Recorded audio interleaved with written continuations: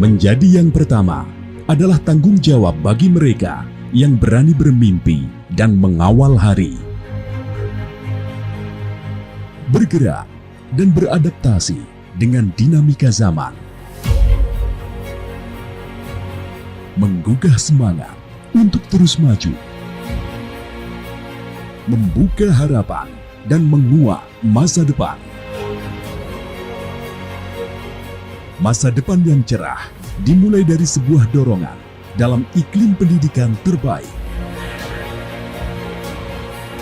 Karena pendidikan adalah pintu gerbang kemajuan. Kami memahami bahwa selangkah lebih maju dari tantangan adalah jalan ke depan dalam menghadapi perubahan budaya dan perkembangan teknologi. Responsif, kreatif, inovatif, dan kolaboratif merupakan bagian dari setiap langkah yang kami lakukan dalam memberikan pendidikan. UNP Kediri adalah penghubung antara harapan dan tujuan masa depan. Membantu mereka yang mau melangkah lebih percaya diri dan membuka setiap pintu kesempatan. Kuatkan tekad dan satukan hati, mantapkan langkah dan raih prestasi di bidang ilmu, teknologi dan seni bersama UNP GRI Kediri. Jadikan diri insan yang mandiri. Kembali program Jepret, Jejak Prestasi Terkini. Satu program di Doa TV yang ingin menginspirasi Anda. Kisah sukses atau success story yang kami hadirkan, di mana dorongan yang lahir baik dari perorangan ataupun dari usaha kebanyakan orang ini bisa membuat Anda semakin paham bahwa tanpa sebuah perjuangan, tanpa sebuah proses tidak akan ada hasil yang memuaskan. Dan kali ini saya ada di YPLP PTP GRI Kediri. Di tempat ini saya akan menemui beberapa orang yang ternyata punya andil untuk membuat dunia pendidikan khususnya di Kota Kediri memiliki warna. Seperti apa kisahnya? Simak kami dalam Jepret. Tujuan akan sampai bersama UNP GRI Kediri. Misi nggih. Pagi Mbak, saya ada janji dengan Prof. Sugiono. Bisa di, ya, baik, sudah rawuh dulu ya. Terima kasih. Bapak sudah. Oh iya Mbak, Bapak sudah. Terima kasih. Misi selamat pagi, Assalamualaikum Prof. Baik, aduh terima kasih sekali kami diterima. Ya, alhamdulillah sehat ya Mbak. Alhamdulillah sehat selalu. Sehat nomor 1 itu. Baik, terima kasih Bapak juga sehat ya. ya. Baik, terima kasih. Lama ya tidak berjumpa, sekian waktu dengan perkembangannya luar biasa Iya. UNP hari ini. Iya. Dan ternyata kalau bicara tentang YPLP PTP GRI Pak, apa saja lembaga yang ada di dalam yayasan ini? Jadi YPLP PT PGRI Kediri ini selain universitas, kami juga membuka mulai dari PAUD ya. PAUD itu ada namanya playgroup, playgroup ya. Kemudian ada TK. Ini untuk pendidikan anak usia dini Ini ya. ya ada, kemudian di tingkat atasnya ada sekolah dasar, SD Lab namanya. Oh gitu, SD Lab itu laboratorium. Laboratoriumnya UNP. Kenapa ada sebutan begitu? Karena kita tuh dulu core produknya itu IKIP ya, dulu awalnya dari IKIP. Betul, IKIP itu betul. kan untuk siapkan jadi PGRI guru. Ya. begitu, betul. Terus kita daripada kita mengambil sekolah lain untuk laboratorium, maka kita buat sekolah sendiri sebagai laboratorium untuk inovasi-inovasi di bidang kurikulum dan metodologi mengajar dan sebagainya itu ya. Itu dipraktekkan dulu di sekolah kita sendiri. Ini istilahnya ngiras-ngirus begitu. Iya. Jadinya komplit paketnya ini ya, Prof. Ya, kita hanya sampai pada SMK, tetapi kita terlewati untuk SMP-nya. Oh gitu. Nanti mungkin ke depan kita sudah punya wacana, kita juga mendirikan laboratorium SMP. Baik, SMP luar biasa. laboratorium. Nah, berarti dari SD loncatnya ke SMK. Kenapa SMK, Prof? Ya, karena sejarahnya lebih dulu SMK daripada SD dan PAUD itu. Malah begitu. Iya, itu kita dirikan pada tahun 1997. Ketika itu memang terjadi permintaan untuk menjadi guru itu kecil ya, sehingga mahasiswanya kecil, sehingga kita punya dosen itu lalu kita istilahnya kita beri pekerjaan yang sesuai dengan dosen itu, ya itu SMK. Oh, gitu. Jadi guru-guru daripada SMK itu waktu itu ya dosen-dosen kita. Oh gitu, Ya. jadi ngerangkep Ya. ngerangkep istilahnya. Tapi memang piloting project itu selalu dibangun oleh yayasan sebagai bentuk semacam laboratoriumnya para mahasiswa dan dosen Ya. di sana ya. Iya. Jadi bisa dapat ilmunya langsung praktek gitu ya Praktek, dan maksudnya. juga untuk penelitian dosen ya. Dosen itu kan harus melakukan tridharma ya. Satu, mengajar, dua, melakukan penelitian, tiga, pengabdian masyarakat. Jadi untuk meningkatkan profesi dosen itu, karier dosen itu harus melakukan penelitian. Nah, penelitian itu bisa di bidang metodologi, bidang mengajar, di bidang kurikulum, di bidang yang terkait dengan pembelajaran. Maka bisa dilakukan penelitian itu di sekolah-sekolah lab ini gitu. Baik. Jadi menyeluruh memang. Ya. Satu hal yang mungkin masyarakat juga perlu paham tentang keberadaan dari YPLPPT PGR. Kepanjangan apa sih ini, Prof? YPLPPT itu singkatan dari Yayasan Pembina Lembaga Pendidikan Perguruan Tinggi. Gitu. PGRI Persatuan Guru Republik Indonesia sudah pasti. Gitu. Dan itu pun di Kediri. Ya. Artinya ini tidak ada garis struktural dengan YPLPPT di PGRI kan tidak hanya di Kediri ya, Bapak. Setahu saya di Jakarta, di mana pun. Memang sejarahnya dulu itu kita ini dulu menjadi underbone-nya atau secara organisatoris kita di bawah YPLP pusat ya. Tapi ketika terbit undang-undang tentang yayasan, yaitu Undang-Undang Nomor 16 tahun 2001 dan Undang-Undang Nomor 28 tahun 2004, ini yayasan harus berdiri sendiri ya. Dan itu juga ada keputusan dari YPLP pusat, setiap daerah harus mendirikan yayasan sendiri. Dan juga dari keputusan dari Menteri bahwa semua perguruan tinggi harus punya yayasan ya. Oleh karena itu ketika itu kami tahun 1985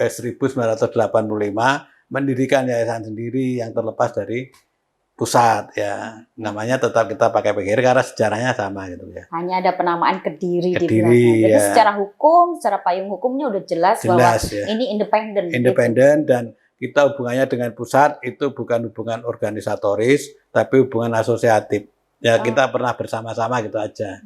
Jadi kita tidak ada kewajiban untuk membayar iuran ke pusat, tapi kita selalu membantu pusat. Kontribusinya apa itu, Prof? Ya, misalnya pusat punya gawe apa gitu ya, misalnya ada namanya sekarang itu Porsenasma mahasiswa PGRI nasional. Ya, kita olahraga seni dan seni tingkat nasional ya kita memberi sumbangan. Oh gitu. Kalau misalnya pusat punya gawe apa, misalnya mengadakan kongres, mengadakan apa, ya kita memberi sumbangan.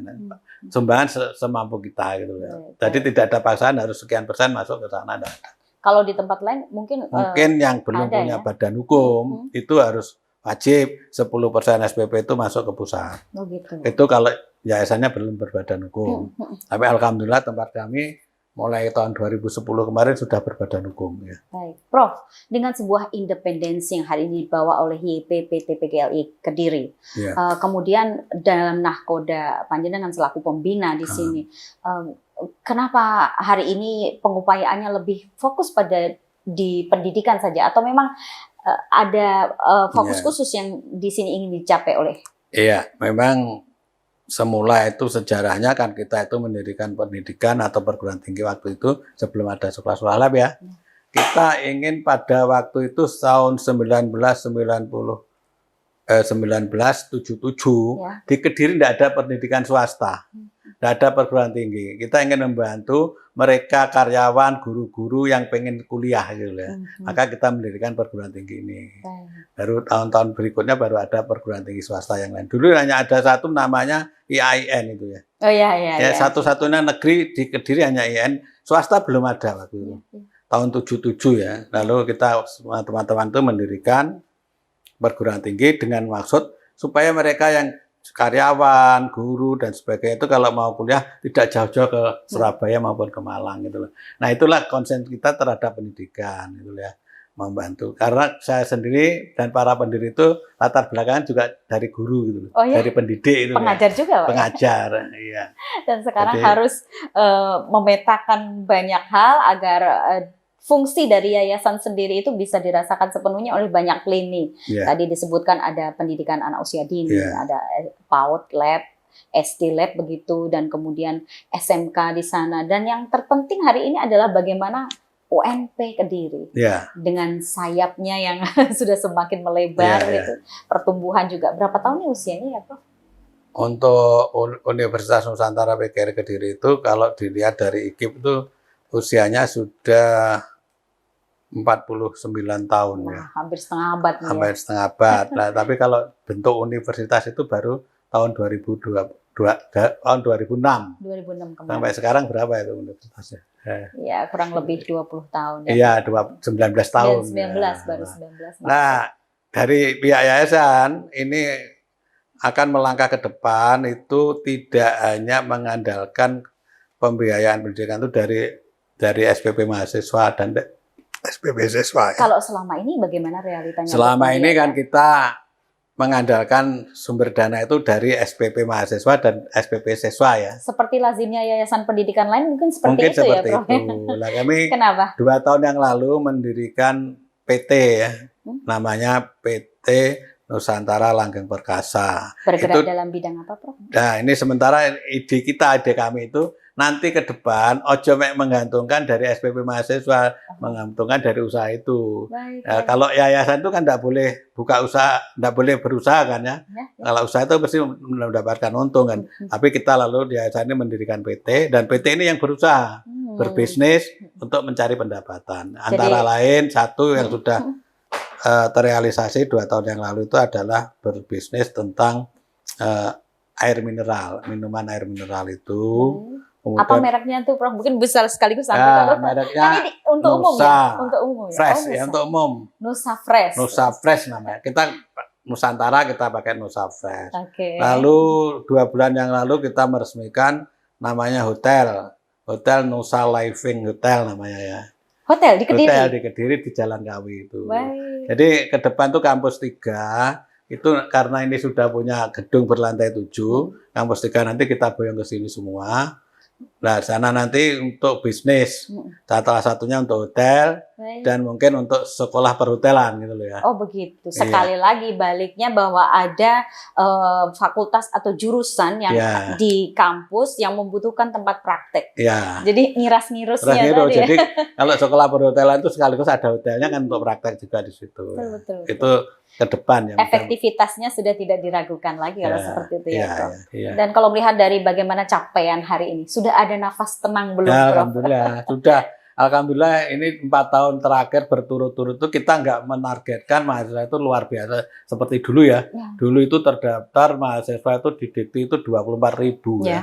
Sehingga dosennya kalang kabut kurang gitu tadi. betul. Jadi akademiknya sakit. Kemudian sekarang enggak, 4 tahun yang lalu kita hanya menargetkan terima mahasiswa baru cuma 2.000. 2.000 tiap tahun 2.000, tiap tahun 2.000. Sekarang alhamdulillah target itu terpenuhi terus ya. Sehingga student body kita sekarang ini 8.000-an lah student body seluruh mahasiswa. Dan itu teman-teman saya beritahu ya kita harus mempertahankan itu saja. Dengan mahasiswa 8.000 itu kita sudah bisa hidup dengan artinya tenang dan sejahtera gitu loh. Dan sekarang kami menginginkan bahwa kesejahteraan dosen, karyawan itu kita utamakan. Yang lain-lain bisa kita tunda misalnya gitu. Itu nomor 1 tuh. Saya punya misi bahwa nomor 1 kebutuhan dan keinginan mahasiswa terpenuhi. Nomor 2 kesejahteraan dosen dan karyawan itu. Nah, ya menurut yayasan ya tirakat dulu lah sabuke Kencangkan gitu. dulu lah, ya, sebelum dosennya itu sejahtera. Gitu. Pengupayaan untuk kesejahteraan di satu sisi seperti apa dari yayasan, Prof? Ya, salah satu sisi misalnya dosen itu kan jaminannya itu pada karirnya ya, karir jenjang jabatan. Saya selalu memacu dosen-dosen. Kalau kamu sudah siap jadi dosen, pertama kualifikasi pendidikan kamu harus S3 ya. Kalau terus jabatan akademik harus guru besar, itu jabatan tertinggi dan pendidikan tertinggi untuk dosen. Nah, oleh karena itu didorong.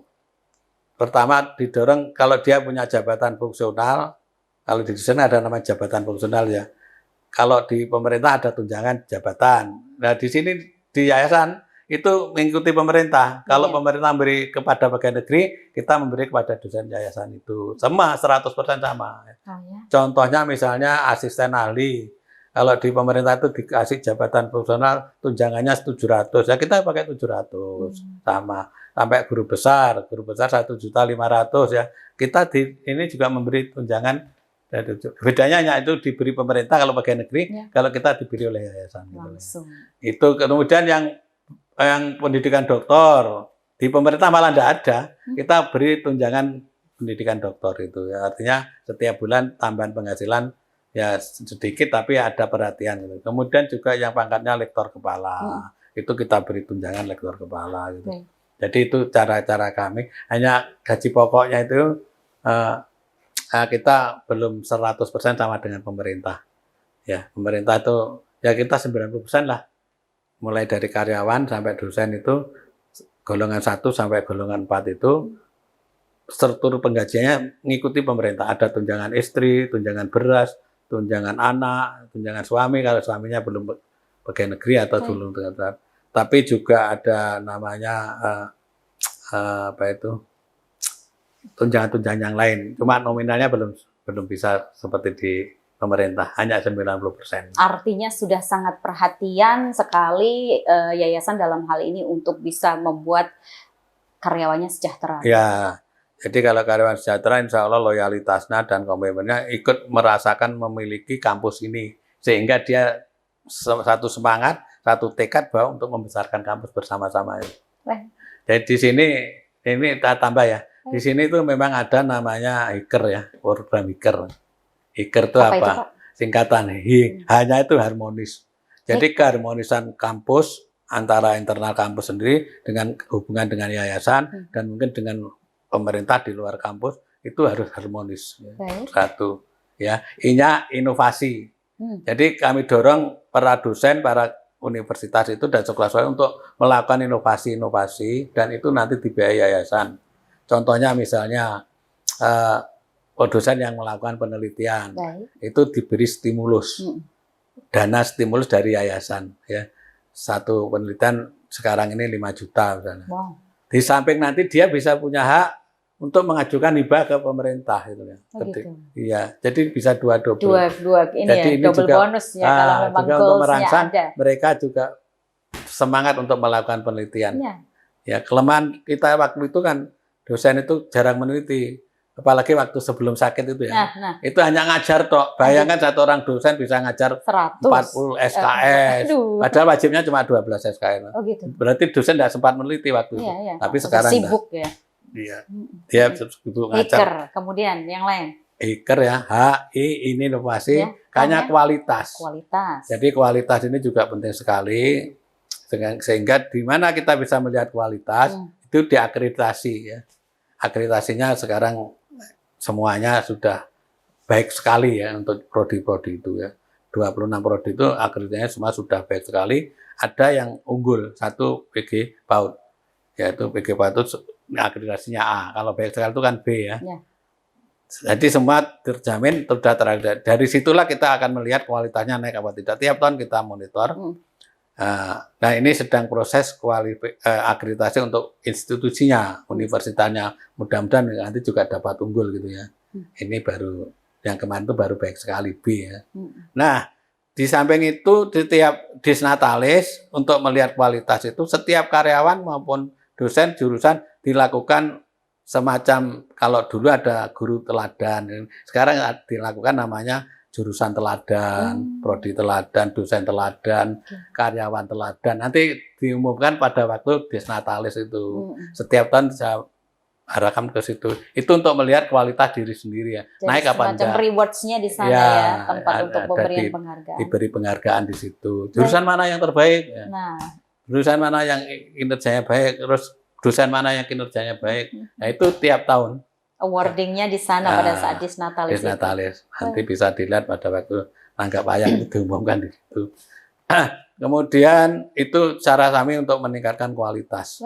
Ya, HIKER, E-nya efektif. E-nya efektif. efektif itu artinya semua program-program itu kalau kita buat program di sini itu ada namanya rektorat sekolah-sekolah itu membuat namanya RAPBU, RAPBS, rencana anggaran pendapatan tahunan, dan kalau universitas ya rencana pendapatan tahunan universitas, kalau sekolah RAPBS itu SMK. rencana pendapatan belanja Sekolah. sekolah. Nah, itu di situ ada kegiatan, program kegiatan diikuti anggaran kan gitu. Jadi setiap unit sekolah itu harus punya rencana kegiatan tahunan. Nah, itu nanti dijabarkan dari bulanan dan itu harus dieksekusi, harus dilaksanakan. Dan dari situlah kita akan melihat efektivitas pendidikan ini. Kalau program-program itu berjalan dengan baik dan itu terlaksana dengan itu namanya efektif kan gitu. Iya, Efektif ya. Nah, di balik efektif harus ada efisien. Maka anggarannya juga harus cukupi dan double E berarti kernya tadi ya. Tapi kita efektif, efisien. ya. Baik. Yang R-nya relevan ya. Gimana Jadi tuh, kita Prof? harus melihat kebutuhan dan keinginan masyarakat, kebutuhan dan keinginan mahasiswa, siswa. Jadi program-program kita harus relevan ketika dia lulus, dia dibutuhkan oleh masyarakat. Itu relevansi secara horizontal kan gitu ya. Baik. Iya, jadi kita selalu melakukan Berkelanjutan inovasi-inovasi yang sesuai dengan kebutuhan masyarakat. Maka kita selalu kerjasama dengan baik perguruan tinggi di luar UNP, juga dunia usaha dan dunia industri. Ya, ini ternyata kerjasama ini makanya dibentuk namanya Wakil Rektor 4, itu bagian kerjasama. Ini sudah kerjasama dengan Taiwan, dengan Malaysia, Internasional berarti ya, Prof? sudah. Ini sering dari mahasiswa teknik Malaysia itu datang ke sini, tiap tahun itu datang ke sini. Nanti kita juga datang ke sana gitu. Gitu. Tukar-penukar budaya biasanya gitu ya. Iya. Selain juga tukar-menukar ilmu tentunya. Iya, kalau dunia industri jelas bahwa kalau misalnya untuk sekolah lo ya, sekolah itu memang mencari pekerjaan ya. Kalau mahasiswa kan enggak, mahasiswa itu menciptakan kerja. Ya. Kalau untuk sekolah bekerja sama dengan DUDI, dunia usaha dan dimagangkan. Mahasiswa pun dimagangkan juga gitu. Jadi bisa dibilang bahwa keberadaan YPLP PT PGRI Kediri ini khususnya untuk Kediri sangat memberikan kontribusi terutama di bidang pendidikan. Itu apakah sudah sesuai dengan misi, visi awal atau mungkin Prof. Sugi di satu sisi juga punya cita-cita lain yang ingin diwujudkan? Ya, jadi keberadaan pendidikan-pendidikan yang kami dirikan ini memang tujuannya sejak awal memang membantu masyarakat Kota Kediri yang menginginkan sekolah atau pendidikan yang berkualitas gitu ya. Maka kita mendirikan sekolah-sekolah ini dan pendidikan universitas ini pendidikan yang berkualitas. Maksud saya begitu. Sehingga seperti contohnya sudah terfakta ya, sudah fakta bahwa sekolah lab itu dulunya itu enggak ada yang minat, cuma muridnya itu 9, kita dirikan 7 tahun yang lalu ya. Muridnya kelas 1 cuma 9 orang. Tapi sekarang enggak.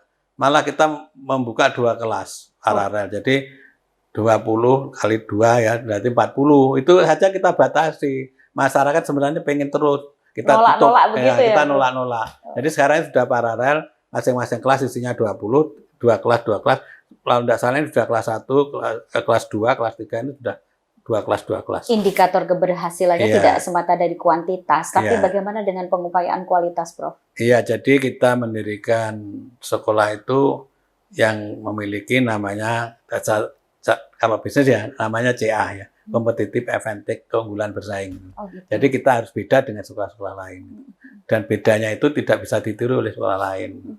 Sehingga orang tua itu menyekolahkan tuh, tahu ini ada kualitas di sini gitu loh ya. Dan di samping itu contohnya di universitas tidak hanya membantu di bidang pendidikan kepada pemerintah Kota Kediri ya, tapi juga bidang ekonomi. Coba Mbak Yun, itu sekitar kampus ini berapa orang yang kos di sini? Betul sekali. Dan itu bukan dari Kediri saja, itu dari luar kota. Jadi ada uang masuk ke wilayah Mojoroto ini. Perputarannya luar biasa. Dan di sekitar kampus itu banyak kaki lima, banyak UMKM.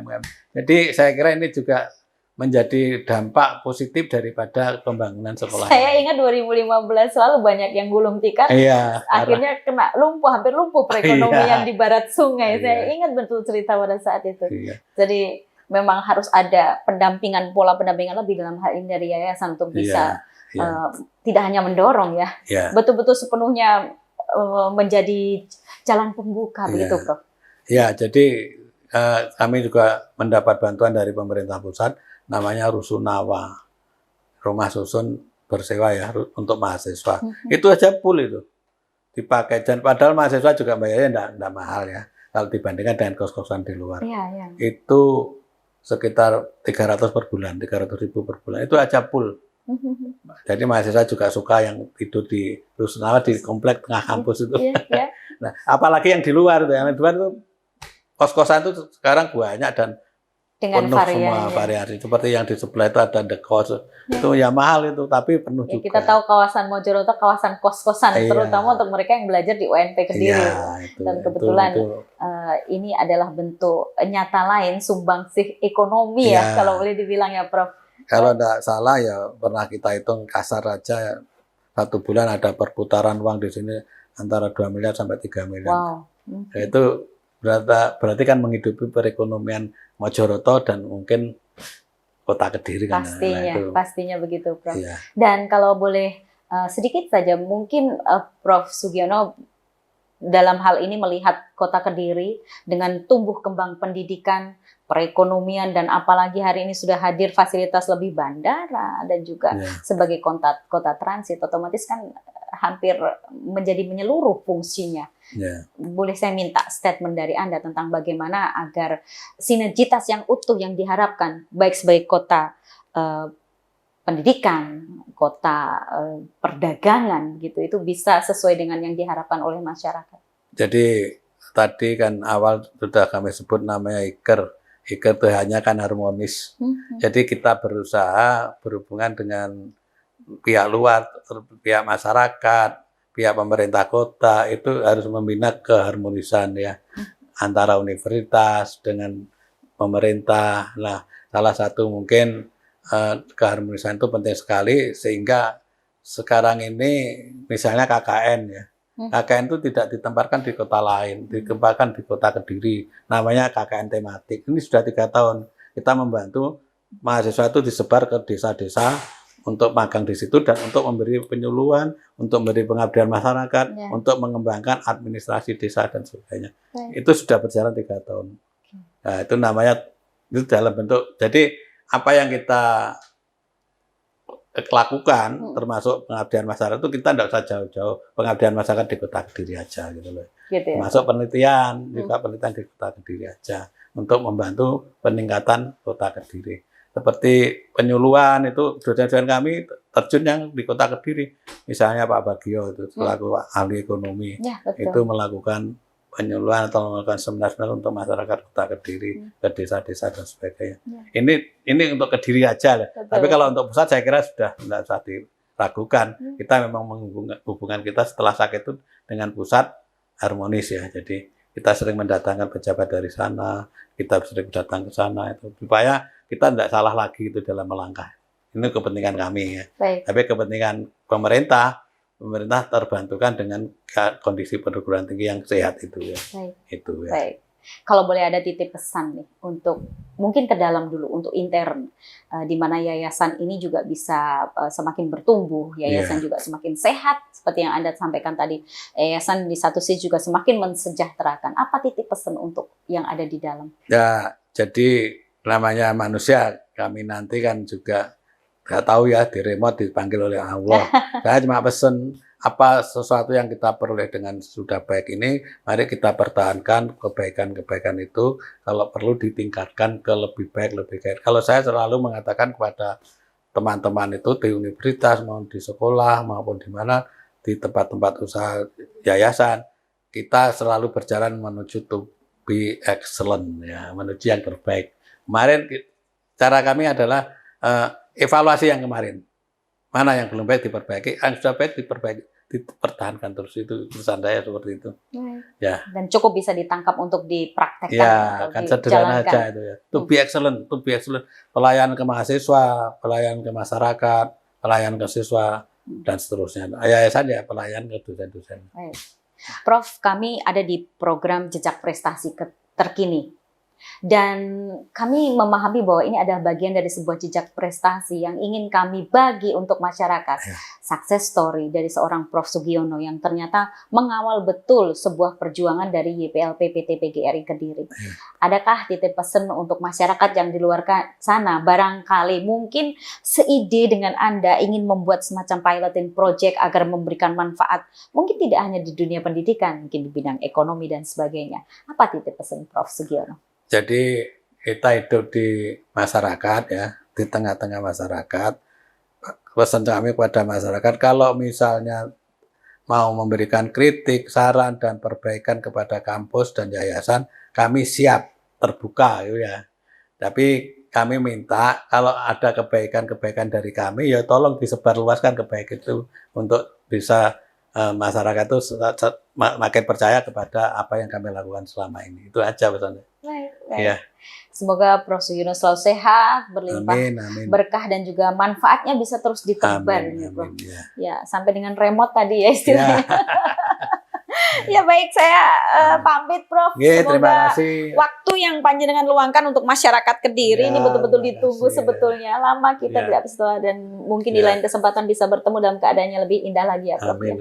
Saya terima kasih untuk waktu yang luar biasa ini dan kita akan lanjut bagaimana nanti program Jepret pemirsa bersama dengan YPLP PT PGRI Kediri. Ya, terima kasih. Sama-sama. Yun, Aduh, dari senang Gol TV sekali yang saya. Kita datangi Kantor kampus yayasan kami, ya di kantor sini yayasan. ya. Nah, Oh, ini dia rupanya. Ini Mbak Yun contoh usaha yayasan membuka namanya air mineral Nusa Fresh ya. Nusa Fresh ini produksi dari yayasan ini. Ah, begitu. Ya. Jadi Dan sudah nanti kalau untuk kapasitas produksinya sudah berapa? Ini banyak nih Prof, bisa kita untuk dinikmati masyarakat Kota Kediri ini. Sementara ini masih internal untuk kebutuhan internal kampus dan kebutuhan untuk hotel. Ke masyarakat baru sedikit sekali. Tapi bisa order juga ya. Bisa 10%. Dan kemarin kita ketemu namanya Gus Elham ya. Yang penceramah Ustadz itu. Itu dipromosikan oleh Gus Elham. Oh gitu. Ada videonya di boleh lah nanti kita spill di sana. Baik, saya harus undur diri, matur nuwun ya Prof. Selamat bertugas, selamat bekerja nanti kembali. Nanti sempatkan mampir di hotelnya juga. Siap ya, kita akan mampir ke sana. Baik. Bergeser ke ruangan Wakil Rektor Universitas PGRI Kediri. Baik, terima kasih Bu Eli sudah bersedia menemui kami. Hari ini sibuk, kami ganggu sebentar nggak Ibu? Iya, biasa. Ya.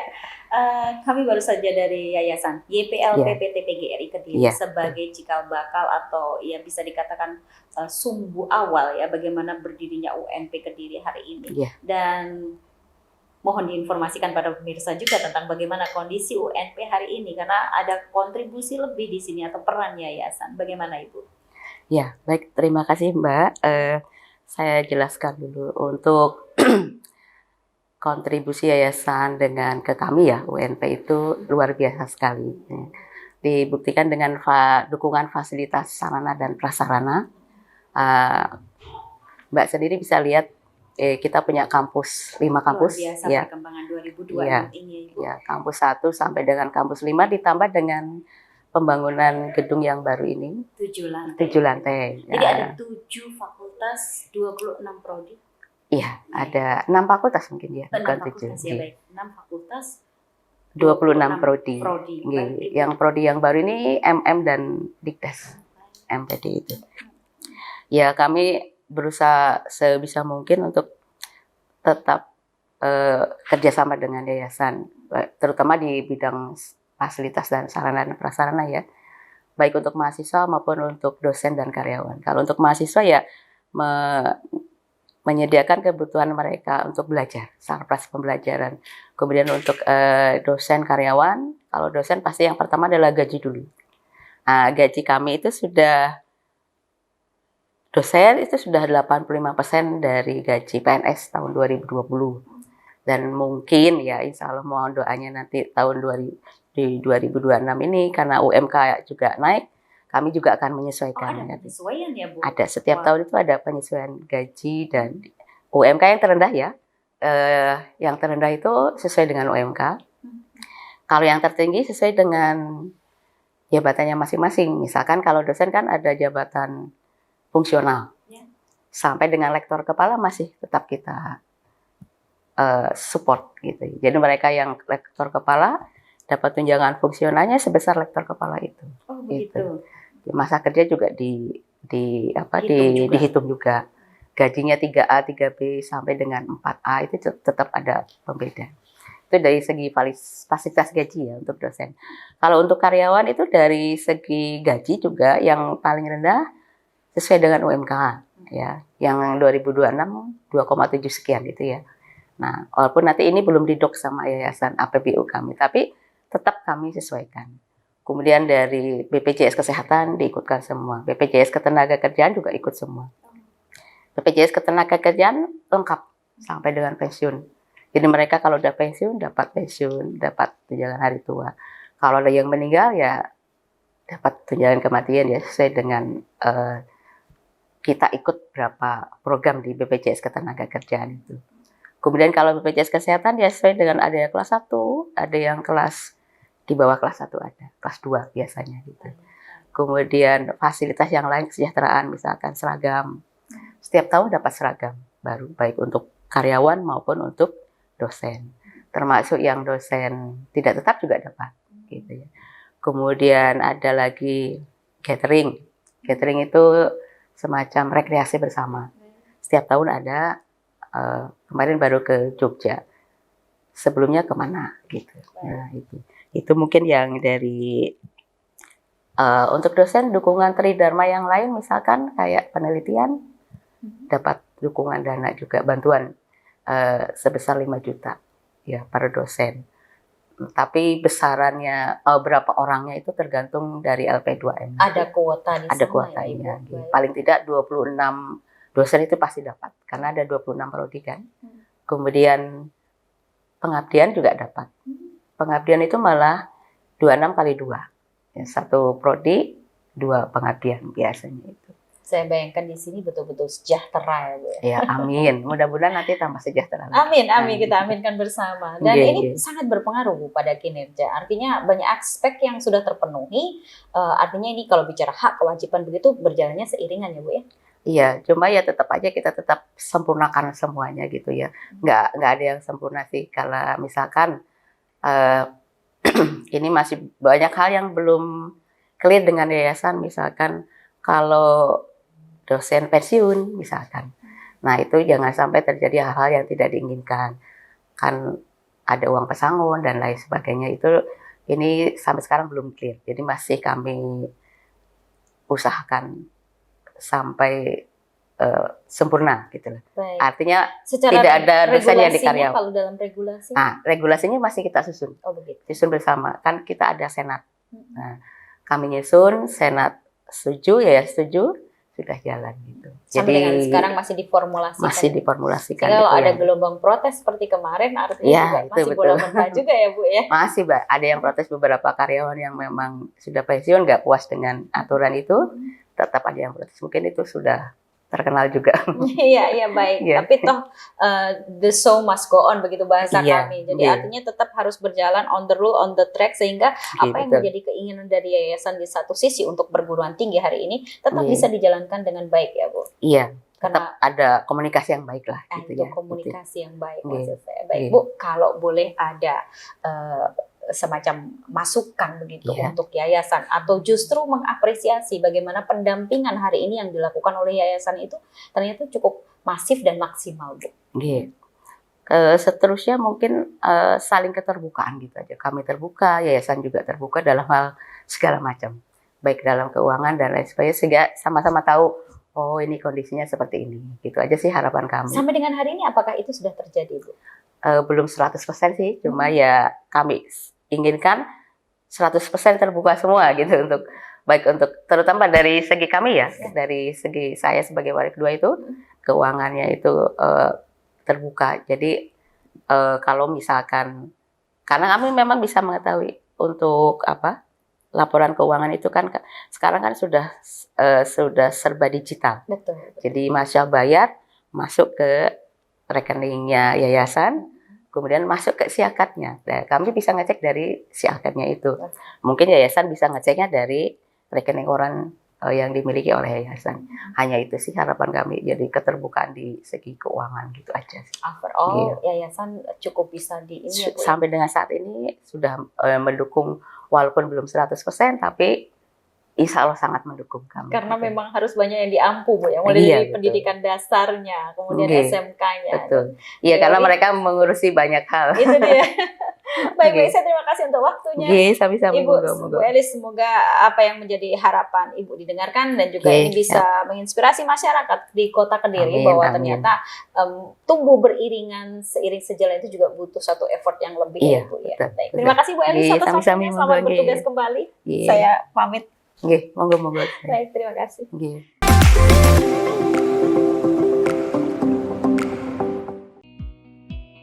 Awal yang cerah dimulai dari langkah yang tepat, sebab mimpi tak akan terwujud tanpa perjalanan yang nyata. SMK PGRI 4 Kota Kediri adalah gudang dari ilmu pengetahuan dengan basis pendidikan modern yang didukung dengan sarana dan prasarana sesuai standar industri. SMK PGRI 4 Kota Kediri berdiri sejak tahun 1998 dan menjadi sekolah swasta yang unggul dan maju di Kota Kediri. SMK PGRI 4 Kota Kediri membuka peluang yang besar bagi calon peserta didik yang memiliki minat kejuruan sesuai dengan hobi untuk mengembangkan potensinya dalam belajar dan berkarya. Kami melihat kontribusinya dari Yayasan YPLPPT PGRI Kediri kepada SMK PGRI 3 dan 4 sangat luar biasa. Contohnya, kami diberikan beberapa sarana prasarana. Jadi untuk SMK PGRI 3 dan 4 berada di kampus 2. Artinya semua sarana prasarananya didukung dari yayasan. Kemudian ada beberapa hal yaitu mengenai guru-gurunya, kemudian untuk siswa-siswanya, semuanya disupport dari yayasan. Dari aspek kesejahteraan seperti apa? Dari aspek kesejahteraan dari YPLPPT PGRI, baik itu guru maupun karyawan memberikan kesejahteraan yang sangat luar biasa. Contohnya untuk HR-nya juga HR guru per jam disesuaikan dengan kemampuan sekolah. Di samping ada HR, itu juga ada gaji ke-13. Kemudian ada lagi tunjangan hari raya. Seperti itu dukungan dari YPLPPT PGRI. Untuk sarana prasarananya, kami di PGRI 3 dan 4 semuanya prasarananya baik itu ruang pembelajaran atau ruang praktek, ini semuanya sudah lengkap.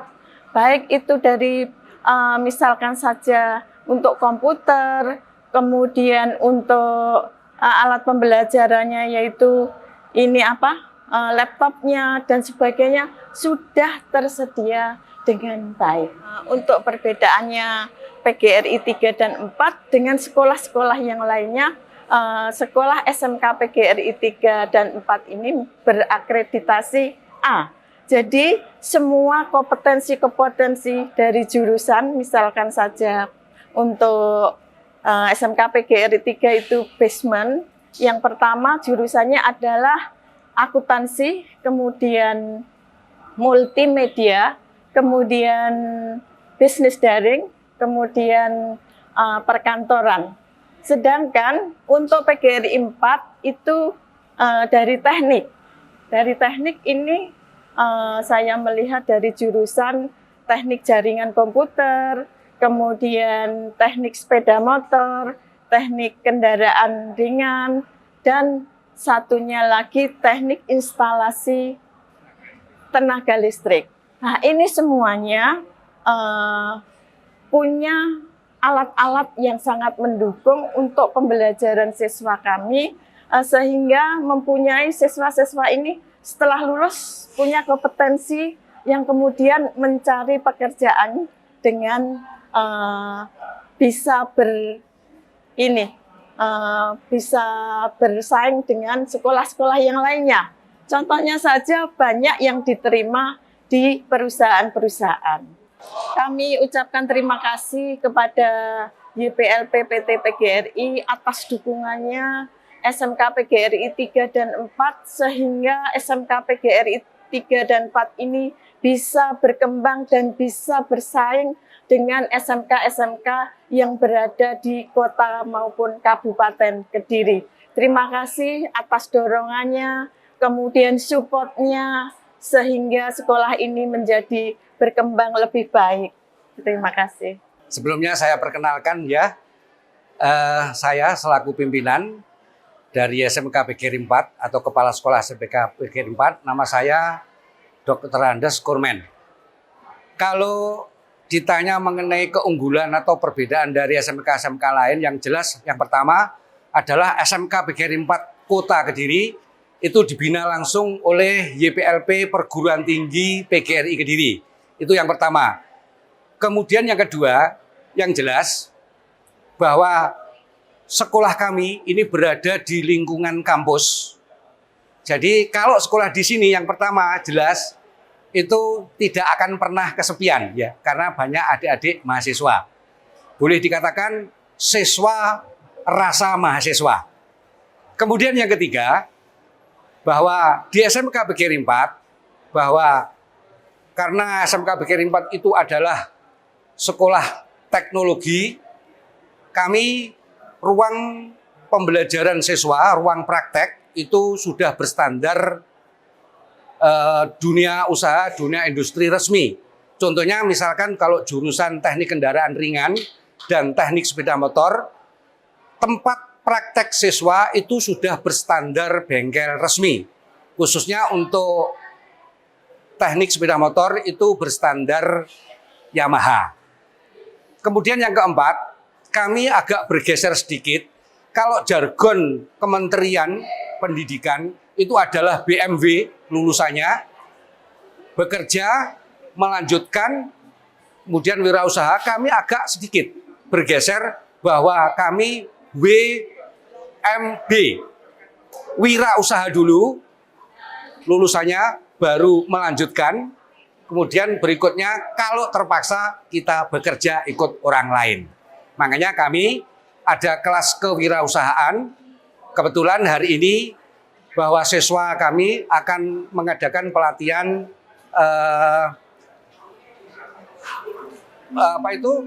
pelatihan terkait dengan bicara. Apa Bu? Public speaking. Kemudian nanti agak ada agenda lain terkait dengan pembelajaran bertani jamur secara milenial, kemudian bahan olahnya.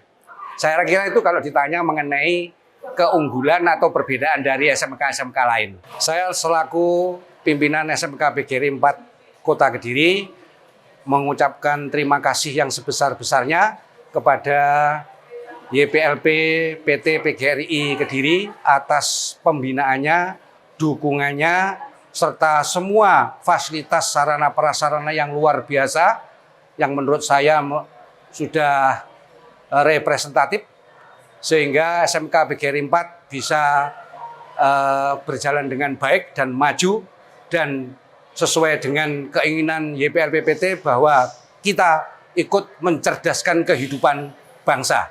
Terima kasih. Oke, bismillahirrahmanirrahim. Assalamualaikum warahmatullahi wabarakatuh. Mohon izin perkenalkan, saya Arif Triwaluyo, Kepala Satuan Pendidikan SMK PGRI 3 Kediri. Terima kasih, hari ini sekilas kami akan mempromosikan atau memberikan penjelasan terkait SMK PGRI 3 Kediri. SMK PGRI 3 Kediri berdiri tanggal 16 Juli tahun 1997. Dan alhamdulillah sampai sekarang masih terakreditasi A, diakui oleh BSNP untuk akreditasi dengan nilai 99 atau kategori unggul. Kemudian di SMK PGRI 3 Kediri ada 4 jurusan, ada bisnis pemasaran, ada MPLB, ada akuntansi, dan yang terakhir ada jurusan DKV. Untuk program-program sekolah, tentunya kami melaksanakan semua, baik arahan itu dari cabang dinas ataupun mau dari provinsi. Kemudian kami juga mengucapkan terima kasih yang besar kepada YPLPPT yang mana sudah memberikan dukungan, support baik itu dalam sarana, pembelajaran, terkait dengan pendampingan guru, dan lain sebagainya. Itu tentunya menjadi motivasi kami, juga alhamdulillah selalu mendukung kesejahteraan untuk guru SMK PGRI 3 Kediri. Terima kasih. Wassalamualaikum warahmatullahi wabarakatuh. Kami putra-putri SD Laboratorium Nusantara, berjuang menuntut ilmu untuk bekal masa depan, taat pada agama, bakti pada orang tua. SD Laboratorium Universitas Nusantara PGRI Kediri merupakan bagian dari lembaga yang dikembangkan oleh YPLPPT PGRI Kediri. Sekolah ini berdiri pada tahun 2016, tepatnya tanggal 25 September. Yang saat itu kita tahu bahwa di UNP Kediri itu ada salah satu fakultas keguruannya yaitu prodi PGSD. Yang di situ jelas menyiapkan mahasiswa untuk dicetak menjadi para guru yang hebat. Nah, dari situlah teman-teman dosen kemudian mempunyai inisiasi untuk mengembangkan sebuah laboratorium pendidikan untuk para mahasiswa prodi PGSD ini. Dengan diawali ada waktu itu adalah lab untuk TK dan PAUD. Nah, ini kan dulu di UNP sendiri itu juga ada prodi PAUD. Nah, berkembang dari sini ternyata animo masyarakat luar biasa untuk kemudian digagaslah yang namanya SD Laboratorium Universitas Nusantara PGRI Kediri ini nanti berafiliasi dengan prodi PGSD. Maka tahun 2016 itulah berdiri yang namanya SD Lab ini, tentu dengan sebuah keraguan di masyarakat. Namun upaya dari prodi PGSD yang terus disupport, didukung oleh Yayasan YPLPPT Kediri ini luar biasa. Dari tahun ke tahun mengalami kenaikan yang signifikan. Karena terus mendapatkan kepercayaan dari masyarakat luas bahwa keberadaan SD Lab ini menjadi jawaban atas keresahan masyarakat di sekitar Kota Kediri.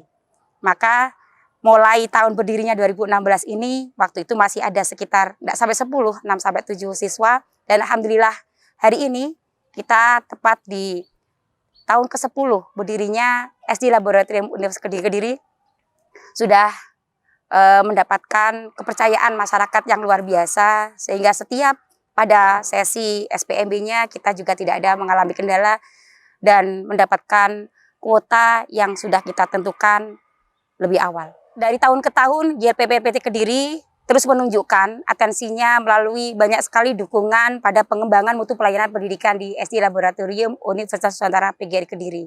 Salah satunya adalah bagaimana pengembangan mutu pembelajaran dengan memberikan support, dukungan pada para pendidik yang ada di SD Laboratorium UNPGRI Kediri. Nah, ini bisa dibuktikan melalui rekrutmen yang dilakukan kolaborasi antara pihak yayasan dengan prodi PGSD itu sendiri. Jadi kita mempunyai satu skema khusus untuk perekrutan, untuk pemilihan para calon pendidik yang ada di SD Lab.